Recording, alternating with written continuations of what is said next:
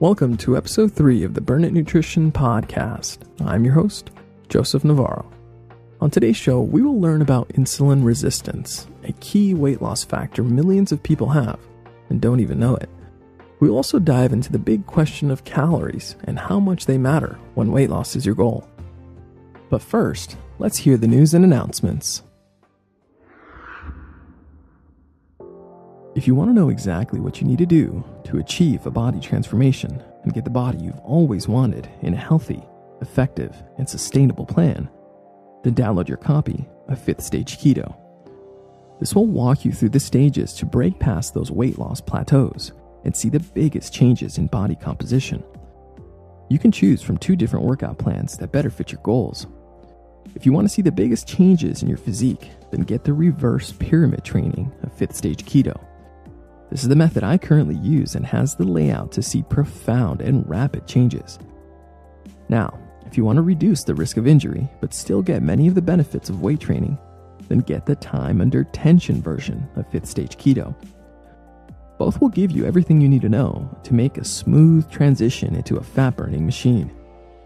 Plus, you will learn how to effectively implement intermittent fasting with the personal strategies I used in my own transformation. Just go to burnitnutrition.com and use coupon code BURNIT to get a $5 discount at checkout. Again, that is burnitnutrition.com to start your transformation. I'm so pleased to have you with us today. Now, let's start the show.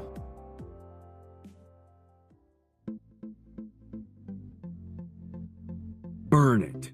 You are not alone as you begin this new stage of life. Learn the strategic methods to reach your goals and flourish the light within. With our guidance, you will uncover the hidden truths that have been missing from your understanding. It's time to let it burn.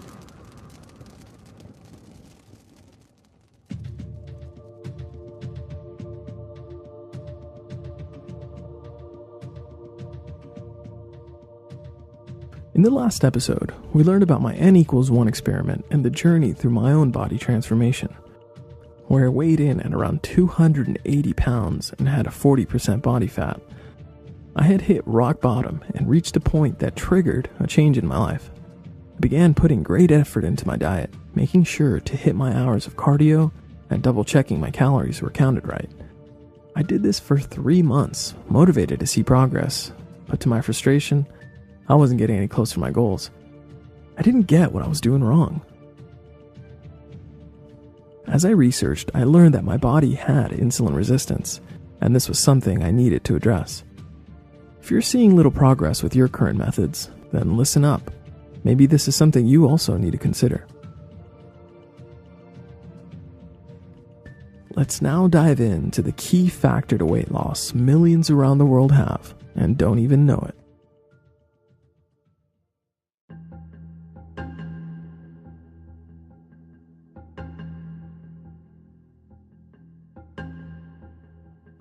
I want to take a moment to explain insulin resistance and give you a better picture of its negative effects.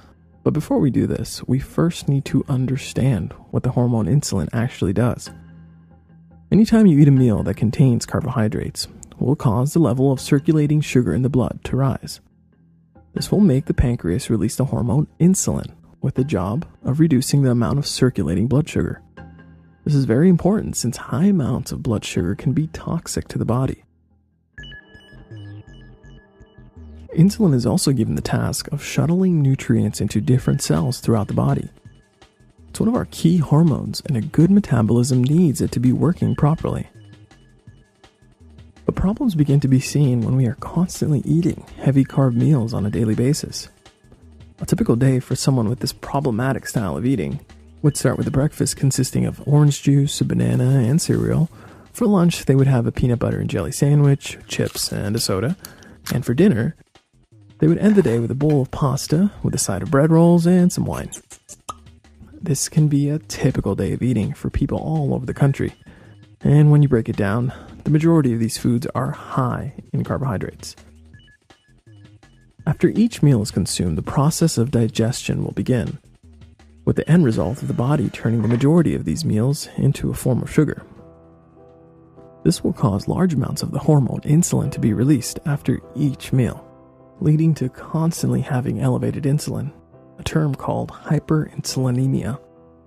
One of the main problems seen with insulin resistance is that it reduces the ability of the cell receptors in our body to use insulin properly. This happens because over the years, the body has become overloaded with insulin and it's getting numb to its effects. The body begins to build a tolerance to insulin, just like an alcoholic will build a tolerance to alcohol. When this occurs, the pancreas must then pump out even higher levels of insulin just to be able to drop the sugar in the blood. This person's daily overconsumption of carbs has now caused their body to develop insulin resistance syndrome, where the same amounts of insulin that once worked are no longer enough. The cell receptors no longer have the proper insulin connection they need to be able to easily receive energy. And it gets worse.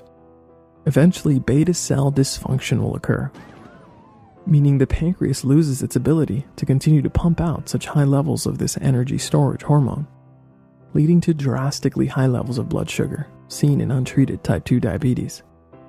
If a person who has already developed insulin resistance continues along the same diet and lifestyle that got them there, then they will most likely develop full-on type 2 diabetes. Studies have shown that this will increase the risk of heart disease, some by up to 93%. At the time someone is diagnosed with type 2 diabetes, they usually can have 10 times more insulin in their bodies than a normal healthy person would. Type 2 diabetes is starting to become a global problem as more and more countries begin to adopt the convenience of the Western diet that provides fast and cheap meals. For decades now, people are willing to sacrifice the quality of their food just to save time and money. And the effects are starting to show. There are serious diseases that are linked to insulin resistance, a few of them being metabolic syndrome, PCOS, Alzheimer's, and even cancer.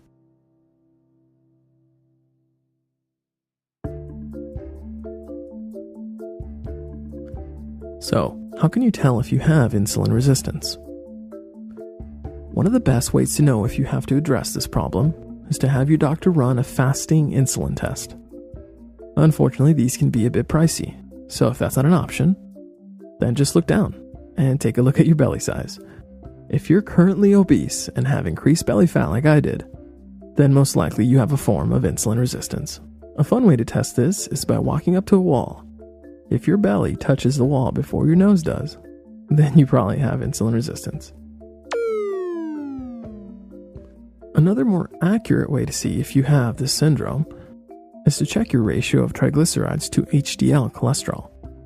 You can do this by having your doctor run a standard lipid panel, then divide the number of triglycerides by the number of HDL-C.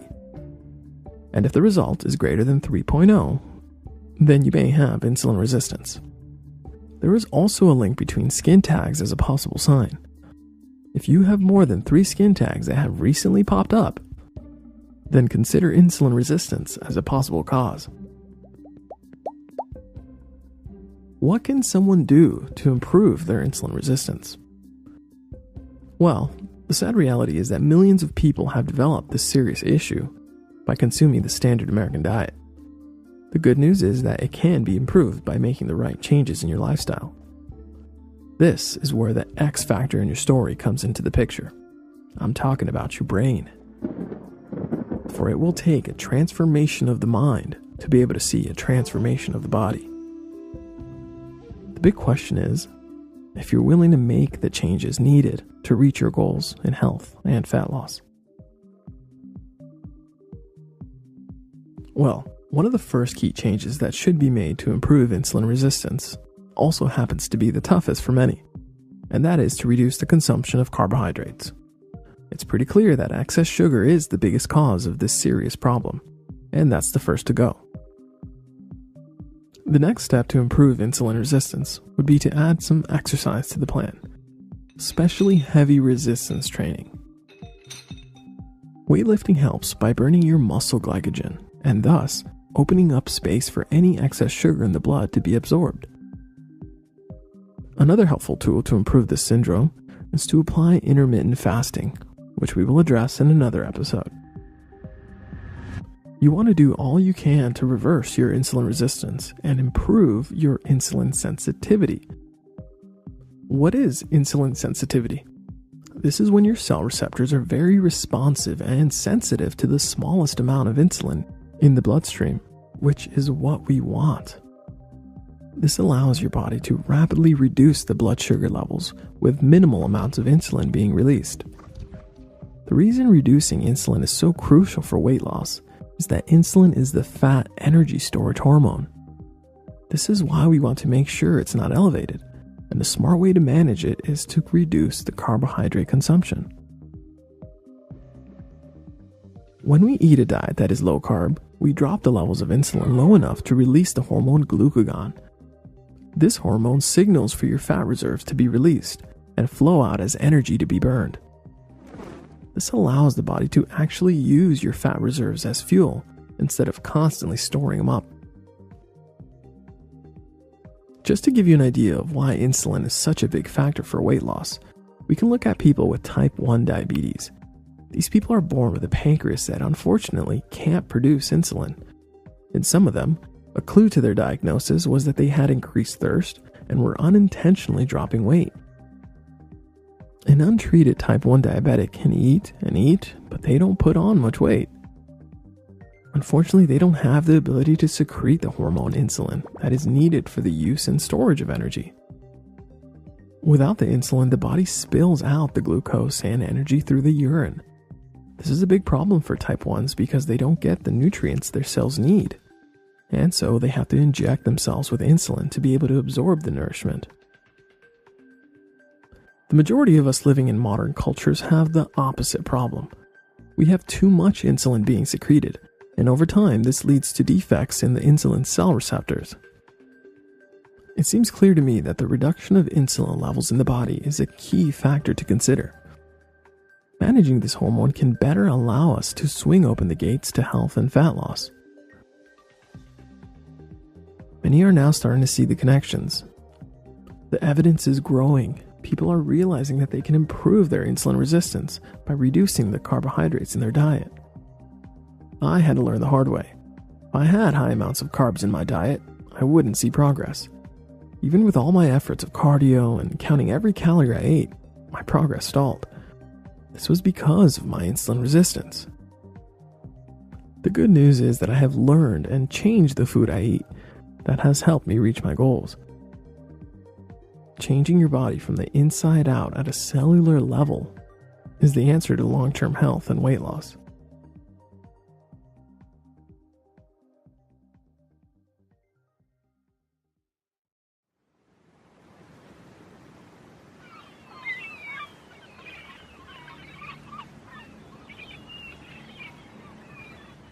One of the pioneers of the low-carb, high-fat diet was a Canadian explorer, Hilmer Stefansson. He became famous for his expeditions into the harsh and unforgiving lands of the Canadian Arctic. The young Stefansson went into the study of anthropology at Harvard University. Anthropology is the study of the way humans in different cultures lived in past and present societies. Stefansson was fascinated by the ways humans adapted to survive in the most remote parts of the world. He also advocated for the economic possibilities of polar development. In 1908, Stefansson and his fellow explorer, zoologist Rudolf Anderson, set off on their Arctic expedition. Their explorations took them to various destinations in the Canadian archipelago, where they researched areas like the Herschel Islands, Cape Parry, as well as the Victoria Islands. The months-long voyage proved to be highly treacherous. Making their way through the icy waters of the Beaufort Sea was long and arduous. Day after day of frigid cold with a myriad of dangers to avoid along the jagged ice. One of their missions was to find an isolated and almost mystical civilization they knew little about. After months of seeing nothing but barren and uninhabited lands and snow-covered peaks, they finally came upon a dark and unfamiliar figures amongst the snow. As they approached, the dark figures began to take shape. And that's when Stefansson realized that they had come upon the Copper Inuit. These Inuit were so isolated that they had never seen a white man before. Stefansson ended up staying in these cold and harsh living conditions until 1912. He did this to study the culture and the language of the Arctic Inuit. He wrote about the various tools they used to survive the extreme living conditions, from the clothing they made of the animal fur skins to stay warm, to the tools they created out of sharpening raw pieces of copper. He was impressed with their skills of using the land to make weapons and arrows out of simple driftwood, stones, and animal bones.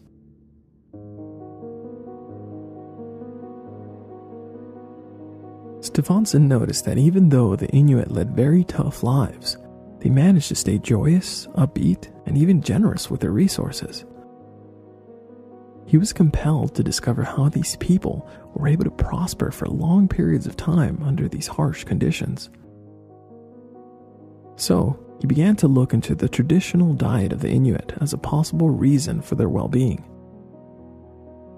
Stefansson observed that the Inuit diet consisted of about 90% fatty meat and fish. So, he began implementing their methods and noticed that he was perfectly healthy after several months of using the style of eating. Over time, his knowledge and skills of the Arctic kept improving. He learned to live off the meats and fats from the animals and the fish they caught. They had mastered the way of the Inuit, so much so that he began to call the supposedly unforgiving Arctic as the now friendly Arctic. Stefansson and Anderson survived this 4-year adventure without any adverse effects. Finally, he returned home eager to report his discoveries, but was confronted with much skepticism and disbelief to his findings. Many of the scientists and doctors had a hard time accepting the benefits of a low-carbohydrate diet. They thought that it would lead to mineral deficiencies, especially scurvy from the lack of vitamin C. He explained to them that the Inuit got key minerals they needed from the fatty meats and fish they ate. They also made sure to drink the broth of any meats they cooked to ensure they didn't waste any nourishment. Over the years, Stefansson would go back to the Arctic to spend more time living amongst the Inuit, but still many mainstream doctors of his day didn't believe the benefits of a low-carb diet. So, in 1928, to address the skeptics' disbelief, Stefansson and his colleague Dr. K. Anderson entered themselves into a controlled study at the Bellevue Hospital in New York. He wanted to prove his statements were true, so he put himself through this experiment. The purpose of the study was to address some of the unanswered questions of this way of eating. The committee assembled to oversee the experiment was highly qualified in medical history and the science relating to the study. They did this controlled experiment to document the effects of an all-meat diet on the human body. In 1930, they published the result of the year-long trial in the Journal of Biological Chemistry. The results revealed that there were no mineral or vitamin deficiency problems in this diet. The two men completed their year-long experiment looking healthy and feeling well.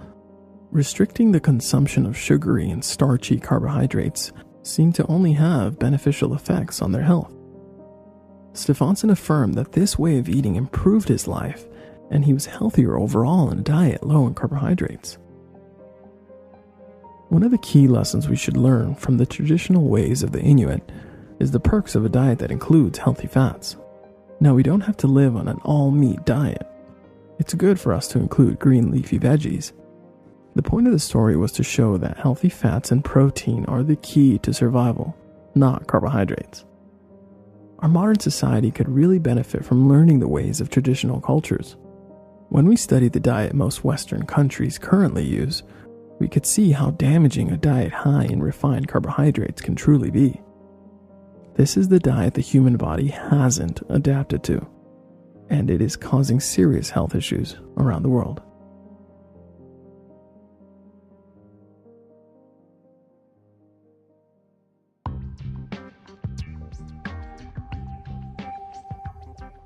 So the big question of, do calories matter for fat loss?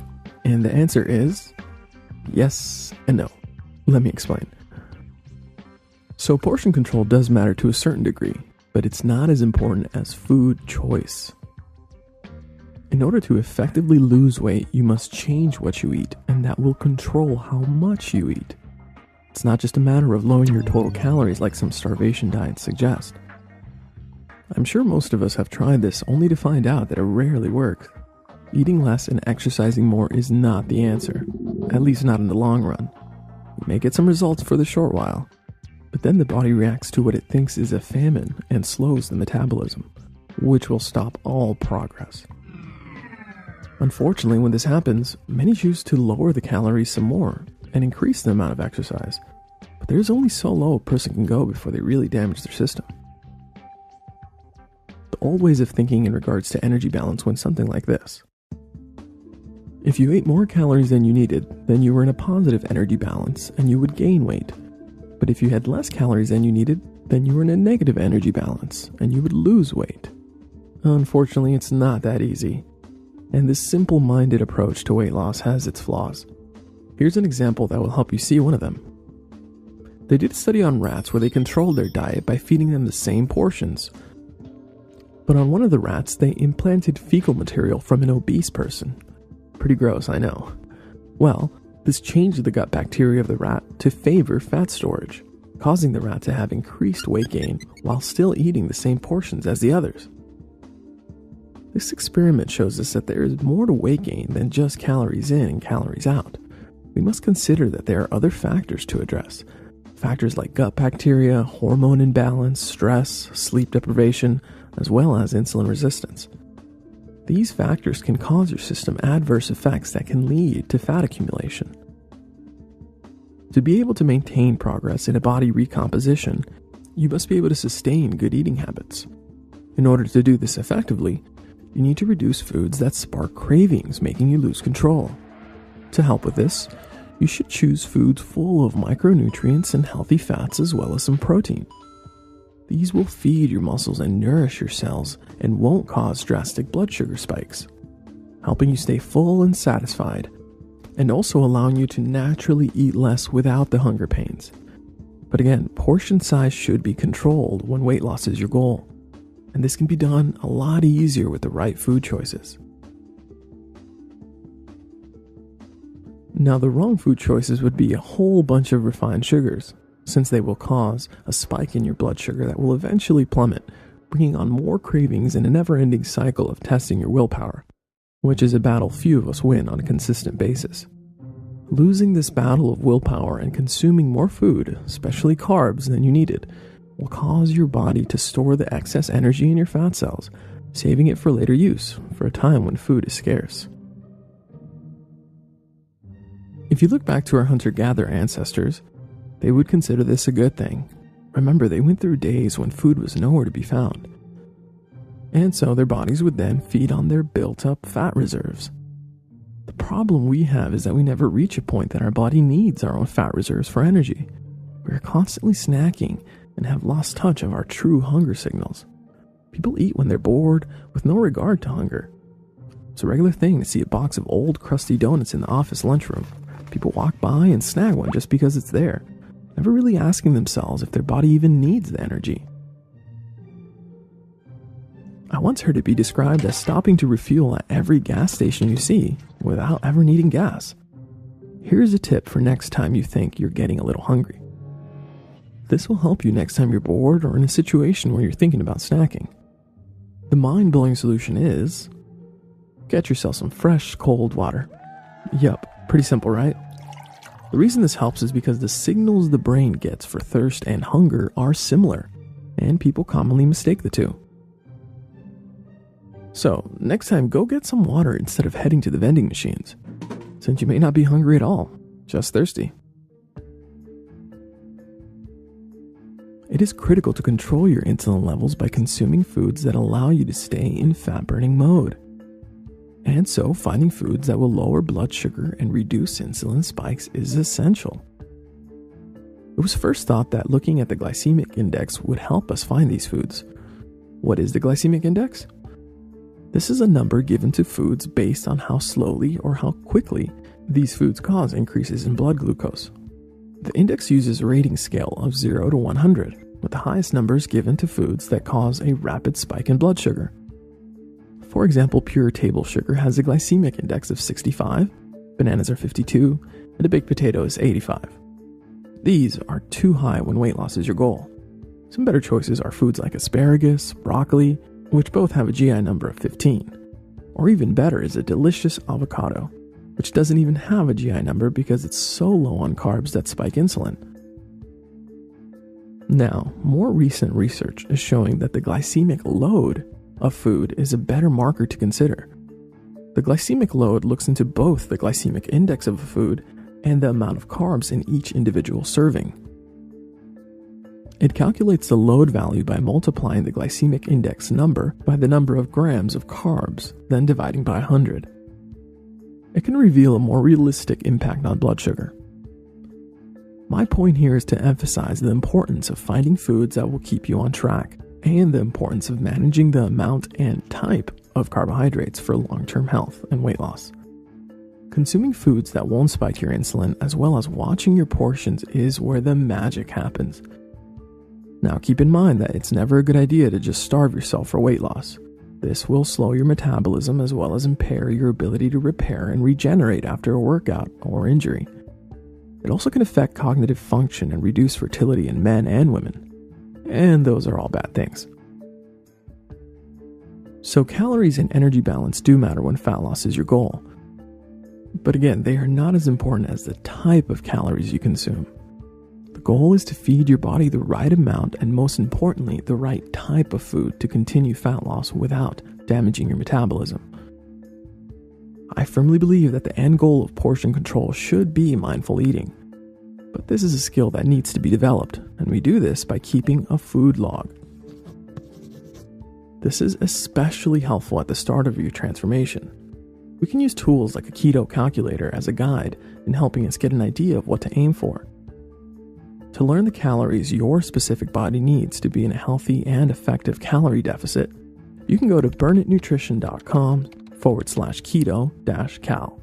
This way, you can get your personal macronutrient calculations, giving you the stats to be able to punch into apps like MyFitnessPal or Chronometer. These apps can be helpful and make it pretty cool to track your food. Now, don't think you have to be exact on the calorie amounts. Just use it as a general food log at first, especially if you're going through the keto adaptation phase. We want to provide enough dietary fat as a fuel to allow our engines to switch, going from primarily a sugar burner to a well-oiled ketone-fueled machine. It's best not to focus on weight loss at the start of a keto adaptation. The goal of this phase is to change your mindset towards food and allow your body to shift. Once fat adapted and adjusted to the lifestyle, we can begin to focus on the calories by adjusting the amount of dietary fat coming in. Unfortunately, the average dieter goes straight to severe calorie restriction. And I'm sure plenty of us have experienced the agonizing hunger of trying to stay under your calories while going through the sugar roller coaster of a high-carb diet. Plus, many people who count calories are usually way off, leading to overeating since they think they have more calories available. Try to end your meal when you're 80% full and not so stuffed that you can't move. Lots of people think that food comas are a normal part of eating, but that couldn't be further from the truth. Children in Japan are taught to stop eating when they are satisfied, not stuffed, which could be one of the reasons why they have some of the longest living citizens. So the right food choices, along with some consideration to your hunger signals, will allow for smoother progress and make you feel energized throughout the day. I already lost 60 pounds of pure fat using the methods in 5th stage keto, which is why I now use mindful eating approach, making this diet into a lifestyle. I know the low-carb foods I enjoy, and I learned to listen to my body's signals. But I didn't start out this way. I had to take the time to learn what portion size looked like. That's why I think tracking your macros is a good idea when first starting a body transformation. Use our keto calculator on the Burn It Nutrition website and learn to limit your carbs, hit your protein goals, and eat healthy fats to satiety. You can also log your food in a simple notepad by writing down how you feel after eating a certain food. Track the food type, general portion size, and how filling it was. Also, write down how it made you feel 1 to 2 hours later. This will help you identify any possible food allergies you may have. Remember, we are all unique snowflakes that respond a bit differently to certain foods. So learn what makes your tummy happy. Plus, you don't have to track for the rest of your life, just for the first month or 2 of your transformation. By then, you should get a better idea of what foods make you feel best.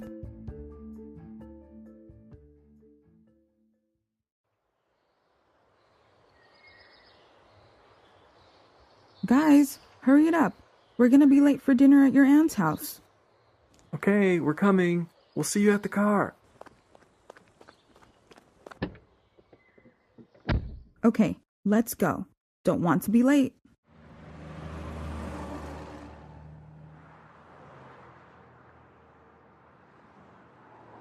Hey, did you hear? Your younger cousin Johnny started to work out. Oh, really? That's awesome to hear. Yeah, poor kid. He keeps gaining weight. Maybe you should talk to him. Yeah, I think I will.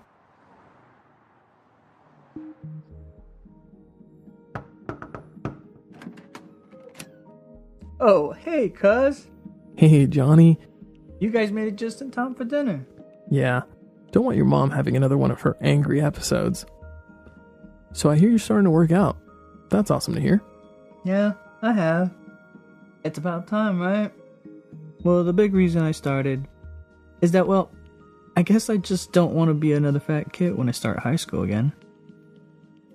I hear ya. Remember that your family and I are here for you. You know, some of the toughest moments in life can actually be a trigger that sets a chain reaction of self-improvement. Ah, I see you stocked up on the bodybuilding magazines. Oh, yeah. Before I start high school, I want to be super big and shredded. Those guys are so cool. I'm sure everybody likes them. Buddy, it's going to take some serious dedication to see such drastic changes like these before you start high school next year. So what's your plan to make this happen? Well, I've been doing everything they say on these magazines. You want to see? Sure. Beast Muscle Magazine. Wow, this guy's a tank. He's huge. Pretty ambitious goal for a few months, don't you think? Yeah. So, they have you lifting heavy. Okay, that's good. Let's see what else they say about nutrition.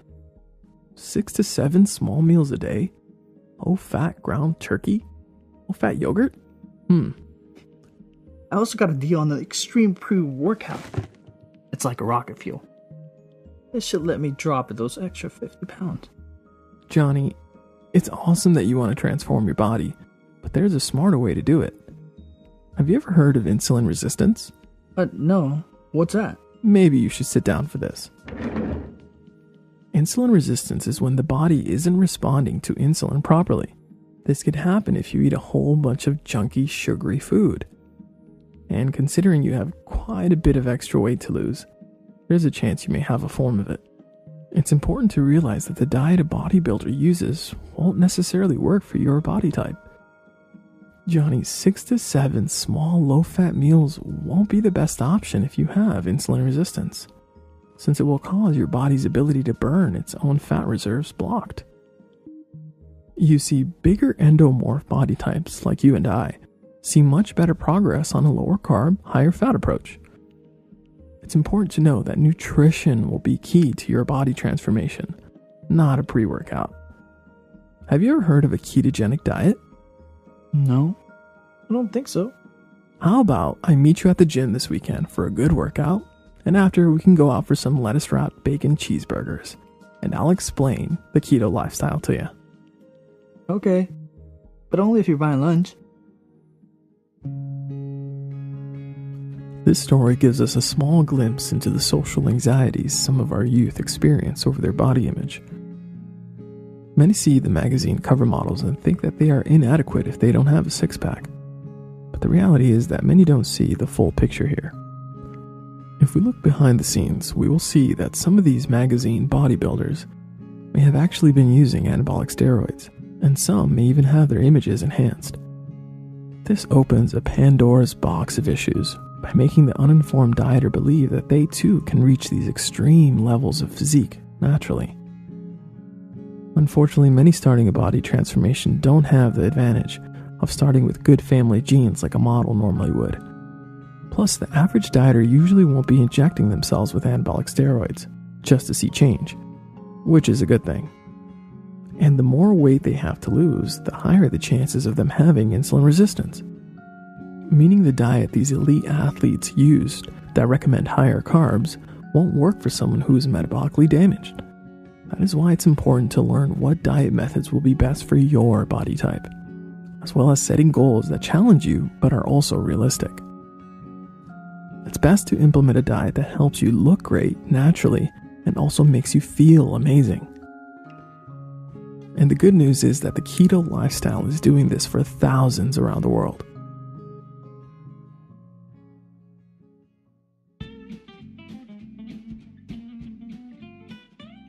Recipe ideas for today. We have reached the segment of the show where we talk about some yummy options. So what's on the menu today? Pizza is back on the low-carb menu. With the right ingredients, you can skip the bloating and weight gain from normal pizza. Trust me, I love pizza just like any other foodie, and that's why keto pizza with almond flour crust is a lifesaver. And of course, I have posted the full recipe on the Burn It Nutrition website. So, here's what you need to make this yummy pizza. First, get your ingredients for the dough. You will need 1/2 cup almond flour, 1/2 cup coconut flour, 2 cups mozzarella cheese, 1 tablespoon psyllium husk powder, 4 tablespoons cream cheese, 1 large egg, and 1/2 teaspoon of the following seasonings: oregano, dried basil, dried parsley, dried thyme, garlic powder, sea salt, and black pepper. For the toppings, you can use 3 cups mozzarella cheese, 1 cup low-carb tomato sauce, pepperoni slices, as many as you'd like, 5 slices of bacon, and you can also add other veggies if you'd like. So here's what you do. First, preheat the oven to 420 degrees Fahrenheit. Next, add the 2 cups of mozzarella cheese in a microwave-safe bowl and melt for around 1 minute, but make sure not to burn it. Once the cheese is melted and malleable, add the cream cheese, the egg, and then blend. Next, add the almond flour, the coconut flour, the psyllium husk, and the other seasonings and mix them in. Once cooled, use your hands to form into a round ball. Next, spread 2 tablespoons of olive oil onto a large baking pan and place the ball of dough on top. Then, flatten the ball of dough to form a circle shape and place it in the oven. Bake for 10 minutes, then flip it over and place it back in the oven for another 5 minutes. If you like it extra crispy, add another 3 minutes. But before you flip it, make sure to reapply more oil to the pan or the dough so the pizza doesn't stick. As the dough bakes, place a skillet on the stove over medium heat and lightly fry the bacon, just enough to cook it halfway. Once the dough is done, remove it from the oven and spread the tomato sauce on top. Next, layer the cheese and add the rest of the toppings, including the now chopped bacon. Place back in the oven for another 5 minutes or until the cheese is fully melted. Once done, cut into slices and enjoy. This should help with those pizza cravings when they come around.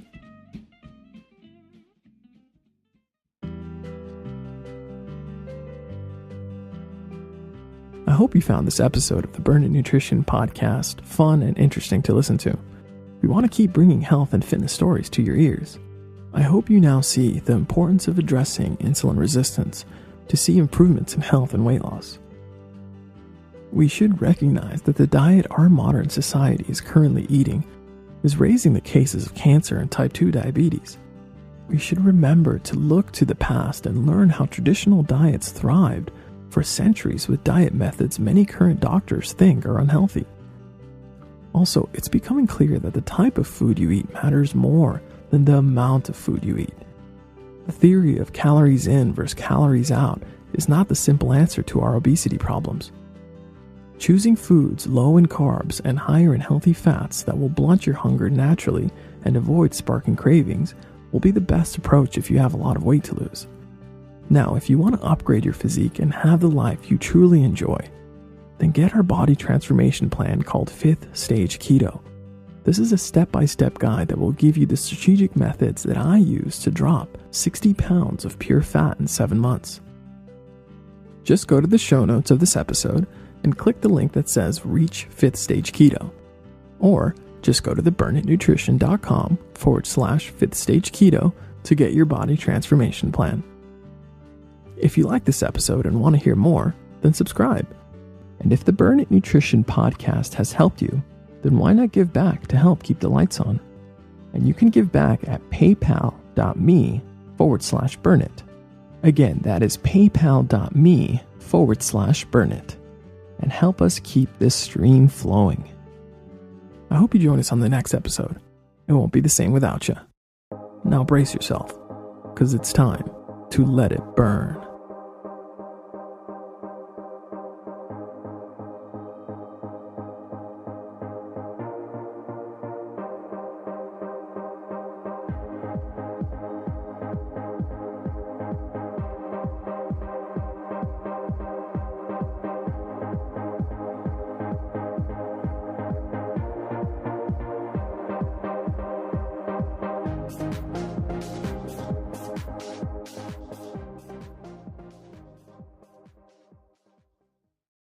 Please note that the Burn It Nutrition podcast is for educational purposes only and is not meant to substitute for the advice of a doctor. Please consult your GP before using any of the techniques or products discussed on this show.